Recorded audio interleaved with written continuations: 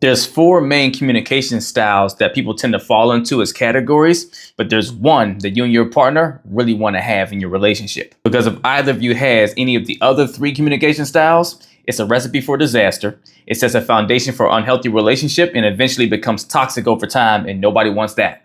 First is passive communication. And these are people that tend to avoid expressing their opinions, their feelings, their rights, or identifying their needs and trying to meet those needs. They build a bad habit of yielding to others, and they have no sense of assertiveness at all, to where they suffer in silence. They tend to avoid confrontation, have a real hard time saying no.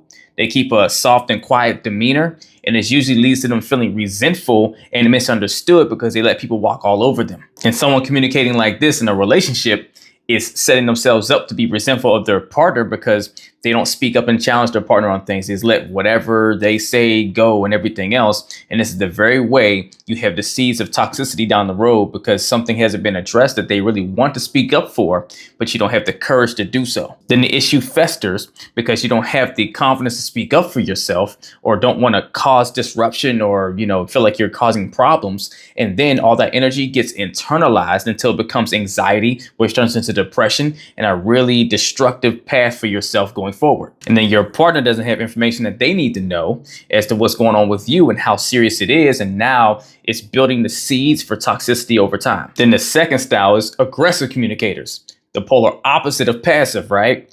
They advocate for their needs and champion for themselves on a 10, right? But in a way that violates other people's rights. They come off really hostile, demanding, and domineering. They'll use a loud, demanding voice, use intense eye contact, or they'll frequently interrupt the other person, or they spend more time criticizing and blaming the other person instead of trying to work with the other person. It's kind of a bullying way of communicating to really express themselves and feel like they're empowered to make sure that they are heard and that they get their needs met. But all this is really doing is creating a false sense of accomplishment in the conversation. They feel they've gone and, got the other person to listen and got to express themselves, but really the other person maybe just is scared, or, is uncomfortable and doesn't like the experience of how this is going. So they're sooner to be quiet and just let them vent and get their thing out so that they don't have to feel awkward or like they're being attacked, because it's not pleasant to talk to this person that's being so aggressive. And so you'll sooner just be quiet until you can get out of the situation and really no progress has been truly made. And it becomes the whole you force them into what you want them to do type of tactic,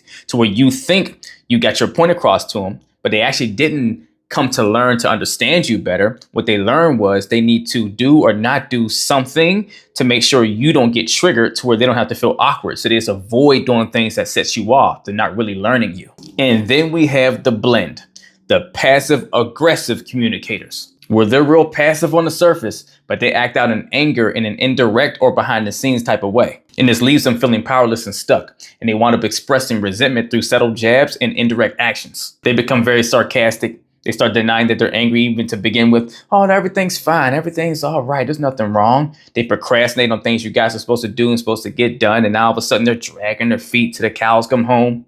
Or they give you the good old silent treatment. They just, you ask them, what's wrong, what's up? And they won't say words, right? As aggressive as they can be in the most passive way possible, because being too direct with you to not be passive is too uncomfortable and awkward for them, right? The emotions that come up from confronting you directly is too out of their wheelhouse, right? That puts them in too much of a weird space. And so they still need to express that energy and want you to know that they're angry or upset. So they find a way of letting you know without doing it directly, so that they don't have to feel uncomfortable by letting you know, but at least they got it out there. It's probably the most toxic and ineffective way of communicating that you can do, right? Because it's confusing, if anything, to your partner, and frustrating more than it is informal.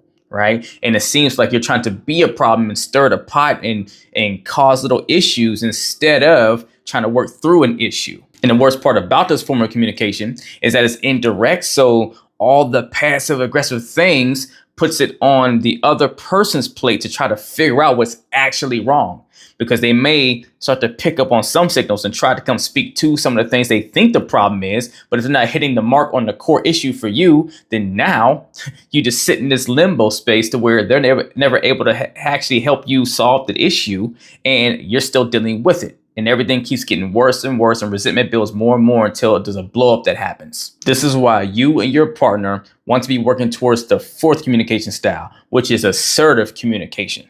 Not aggressive, assertive. This is the healthiest communication style that you can have. You express your thoughts and your feelings clearly and directly while still respecting the other person. This form is most effective because it allows you to still express yourself and advocate for yourself without overstepping the boundaries of the other person. Because the moment you start overstepping the other person's boundaries or violating their rights, they turn from being your partner to your opponent.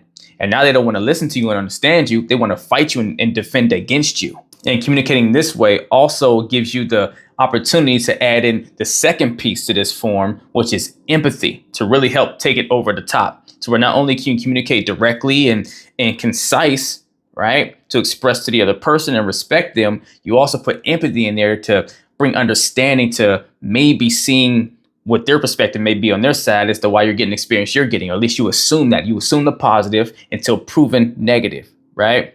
And that gives the other person a warm opening to say, okay, that you're not trying to attack them. You're actually trying to work with them because you're at least speaking to understanding what their perspective may be, right, in favor of what they may be doing or why they're doing what they did, and not thinking against them and making them like this bad person that you're trying to, interrogate and pinpoint and accuse at the end of the day. So someone with an assertive communication style is clear and direct.